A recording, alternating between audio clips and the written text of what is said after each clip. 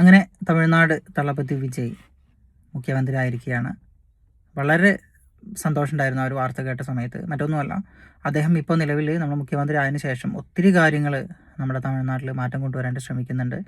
അതിൽ ആദ്യം തന്നെ എനിക്ക് പറയാനുള്ളൊരു കാര്യം എന്താണെന്ന് വെച്ചാൽ, അവിടെ ക്രിമിനൽസിനെല്ലാം വിളിച്ചു വരുത്തിയിട്ട് തൻ്റെ ഭാര്യയും മക്കളും മാത്രമേ നിങ്ങൾക്ക് നിങ്ങളുടെ അവസാന കാലങ്ങളിൽ ഉണ്ടാവുകയുള്ളൂ, ക്രിമിനലിസം കാര്യങ്ങളും കാട്ടി നടന്നിട്ടുണ്ടെന്നുണ്ടെങ്കിൽ നിങ്ങൾ അകത്ത് കടക്കേണ്ടി വരും, നിങ്ങളുടെ മോശം സമയത്ത് നിങ്ങളുടെ കൂടെ അവർ മാത്രമേ ഉണ്ടാവുകയുള്ളൂ എന്ന് പറഞ്ഞിട്ട് കൊടുത്തിട്ടുള്ള ഒരു വാണിംഗ് ആണ്. ഇനി ഇവിടെ ഇത്തരം ആക്രമണങ്ങളും പരിപാടികളും നടക്കില്ല എന്നുള്ള ഒരു വാണിംഗ് അദ്ദേഹം എല്ലാവർക്കും കൊടുക്കുകയുണ്ടായി.